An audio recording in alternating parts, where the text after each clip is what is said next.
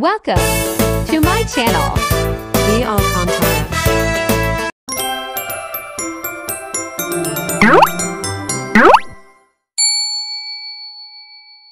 Hi guys! Andito na naman ang inyong Ate G. At syempre ito, nasa bahay na naman ako. Ang gagawin ko for today's video, mag-share ako sa inyo. Bali,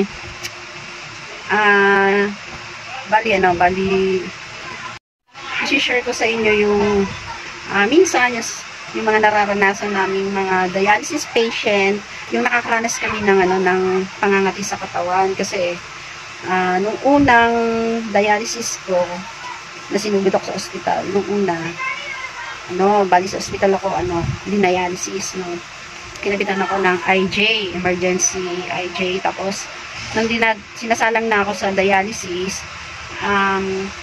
pagkatapos nun, mga ilang oras, nakaramdam ako ng pangangati sa katawan, tapos, nangangati ako, yung likod ko, akala ko nung una, gawa lang yun ng nung hindi ako naliligo. Pero nagpupunas naman ako sa ospital, naglilinis naman ako ng katawan. Pero nangangati ako. Tapos akala ko dahil hindi ako naliligo, nakakaranas ako ng ganun. Kasi hindi ko pa alam yung kung bakit nangangati ako. Yung pala, natuklasan ko nung nakauwi na ako, tapos nagda-dialysis na ako, nakakakwentuhan ko na yung mga kapares kong dialysis, nagda-dialysis, tsaka yung mga bantay nila, tinatanong nila ako kung nangangati ako. Sabi ko nung unang pa lang, pero bigla namang nawala. Kaya lang napansin ko, yung pangangati ko, pag nag-i-stop, nagkakaroon siya ng maitim sa balat, yung parang may bakas. Yung parang feeling ko, ang pangit ng balat ko.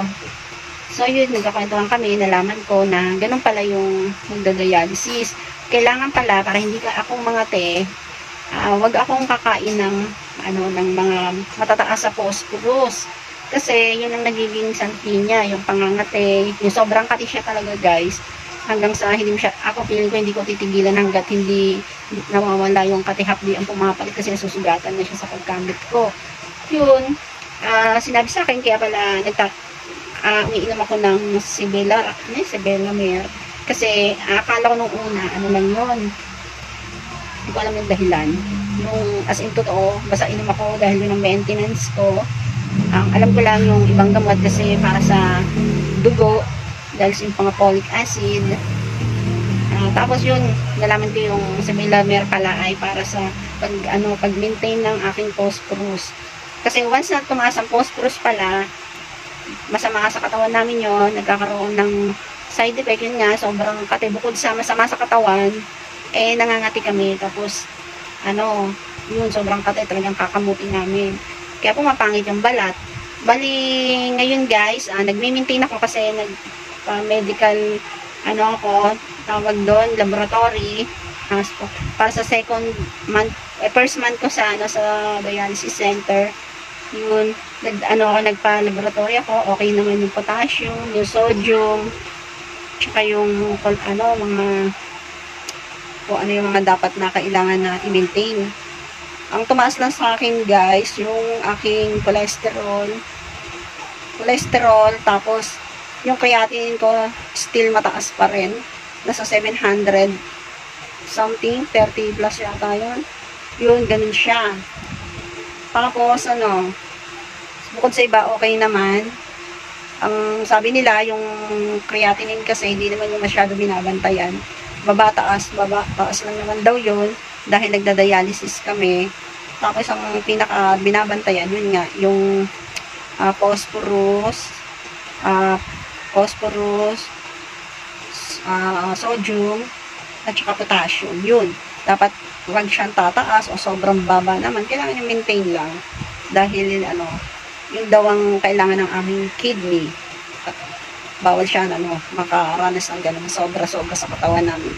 Kaya yun guys, sa second laboratory ko, yun ulit ang titingnan ko. So yun guys, bali hindi na ako kumakain ngayon ng masyadong mataas sa mga yun, sa potassium, sa sodium, at saka sa phosphorus, para iwas kati-kati rin sa phosphorus. Kasi ang mahal ng gamot na iinumin mong ganon, yun, mahal. Sobrang mahal.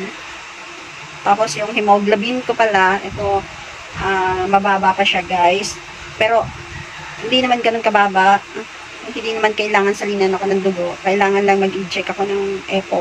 Yun yung ini-eject para hindi bumaba yung aking hemoglobin. Tapos parang pandagdag daw siya dahil yung ini-inject pagkatapos ng aking dialysis. So yun guys, kung gusto niya magtanong at hindi ko man niya masagot, itatanong ko yun sa mga katulad kong dialysis patient para naman ma-share ko sa inyo yung information kung gusto niyo, kung may gusto kayong malaman. So yun guys, hanggang dito na lang. Sa next, papakita ko yung aking pangalawang tawag doon, laboratory kung tumaas, kung ano yung mga good na result, kung bumaba pa yung creatinine ko.